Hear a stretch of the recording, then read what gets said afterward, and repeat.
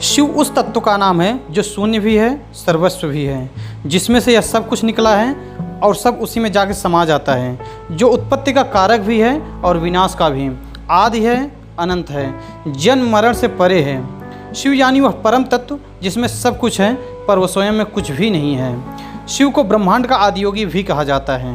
नमस्कार दोस्तों, मैं अरविंद अपनी YouTube चैनल त्रिशूल पर एक नए वीडियो के साथ, और आज मैं बात करूंगा भगवान शिव के स्वरूप, व्यक्तित्व और उनके नाम पर फैलाए जा रहे भ्रम के बारे में। लेकिन आगे बढ़ने से पहले मैं आप लोगों से निवेदन करूंगा कि यदि अभी तक आप लोग हमारे चैनल को सब्सक्राइब नहीं किए हैं, कृपया सब्सक्राइब कर दीजिए और साथ ही साथ बेल आइकन को भी दबा दीजिए, जिससे जब भी मैं कोई नया वीडियो अपलोड करूं तो उसका नोटिफिकेशन आप लोगों तक पहुँचे।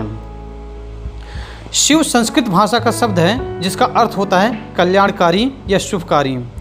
शी का अर्थ है पापों का नाश करने वाला, जबकि व का अर्थ होता है देने वाला यानी दाता। आरण्य संस्कृति जो आगे चलकर सनातन शैव धर्म नाम से जानी जाती है, उसमें शिव सबसे महत्वपूर्ण देवताओं में से एक हैं। वे त्रिदेवों में एक देव हैं। इन्हें देवों का देव महादेव भी कहते हैं। तंत्र साधना में इन्हें भैरव के नाम से जाना जाता है। वेदों में इनका नाम रुद्र है। इनकी पूजा शिवलिंग तथा मूर्ति दोनों रूप में की जाती है। शिव के गले में नाग देवता वासुकी विराजित हैं और हाथों में डमरू और त्रिशूल हैं। कैलाश पर्वत पर इनका निवास स्थान है। भगवान शिव की पूजा शिवलिंग के रूप में भी की जाती है। शिवलिंग का मतलब प्रतीक या चिन्ह होता है। इसे पार्थिव लिंग, लिंगम या शिवलिंगम भी कहते हैं। यह भगवान शिव का प्रतिमा विहीन चिन्ह है। भगवान शिव की तीन परिपूर्णताएं हैं: परशिव, पराशक्ति और परमेश्वर। शिवलिंग का ऊपरी अंडाकार भाग परशिव का प्रतिनिधित्व करता है और निचला भाग यानी पीठम पराशक्ति का प्रतिनिधित्व करता है। परशिव परिपूर्णता में भगवान शिव मानव समझ समस्त विशेषताओं से परे एक परम वास्तविकता है। इस परिपूर्णता में भगवान शिव निराकार, शाश्वत और असीम हैं। पराशक्ति परिपूर्णता में भगवान शिव सर्वव्यापी, शुद्ध चेतना, शक्ति और मौलिक पदार्थ के रूप में मौजूद हैं। पराशक्ति परिपूर्णता में भगवान शिव का आकार है, परंतु परशिव परिपूर्णता में निराकार है। भगवान शिव का स्वरूप दिखने में जितना विचित्र है उतना ही आकर्षक भी है। वो जो कुछ भी अपने शरीर पर धारण किए हैं वह किसी का प्रतीक अथवा उसका कुछ न कुछ अर्थ होता है। भगवान शिव की जो जटाएं हैं वो अंतरिक्ष का प्रतीक हैं। जो मस्तक के बाईं ओर चंद्र है वो मन का प्रतीक है। और जो त्रिनेत्र हैं वो तीन गुणों सत्य, रजोत्तम और तीन काल, भूत, वर्तमान और भविष्य तथा तीन लोक, पाताल, मृत्यु और स्वर्गलोक का प्रतीक है।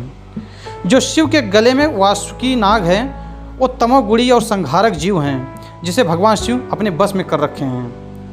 भगवान शिव के हाथ में एक मारक शस्त्र त्रिशूल भी है, जो भौतिक, दैविक और आध्यात्मिक तीनों तापों को नष्ट करता है।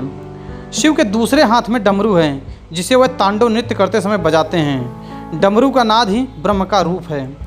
शिव के गले में जो मुंडमाला है वह इस बात का प्रतीक है कि भगवान शिव मृत्यु को वश में कर लिए हैं। शिव बाघ की खाल पहने हुए हैं। बाघ हिंसा और अहंकार का प्रतीक माना जाता है।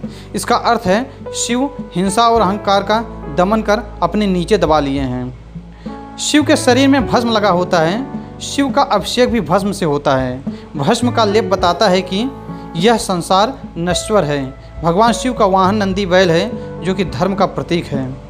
भगवान शिव इस चार पैर वाले जानवर की सवारी करते हैं, जो यह बताता है कि धर्म, अर्थ, काम और मोक्ष उनकी कृपा से मिलता है। भगवान शिव में परस्पर विरोधी भावों का सामंजस्य देखने को मिलता है।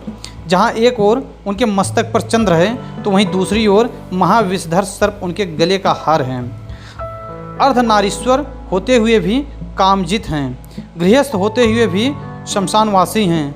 आशुतोष होते हुए भी भयंकर रुद्र हैं। शिव परिवार में भूत, प्रेत, सिंह, सर्प, नंद, मयूर या मूषक सभी का समभाव देखने को मिलता है। ये सभी परस्पर विरोधी स्वभाव के होते हुए भी एक साथ रहते हैं।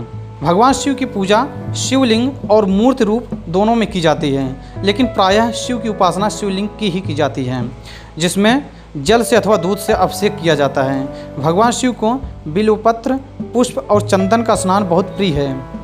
इनकी पूजा के लिए दूध, दही, घी, शक्कर और शहद, इन 5 अमृत, जिसे पंचामृत कहा जाता है, से की जाती है। शिव की आराधना में ओम नमः शिवाय मंत्र का जप करते हैं अथवा महामृत्युंजय मंत्र का जप किया जाता है। सावन का महीना भगवान शिव का महीना माना जाता है और सावन के प्रत्येक सोमवार को व्रत रखकर लोग शिव की उपासना करते हैं। फाल्गुन माह के कृष्ण पक्ष के चतुर्दशी के दिन महाशिवरात्रि का पर्व मनाया जाता है। इसी दिन माता पार्वती और भगवान शिव का विवाह हुआ था। यह दिन भगवान शिव का बहुत ही प्रिय दिन है। इस दिन भगवान शिव की पूजा रात्रि के चारों प्रहर में की जाती है।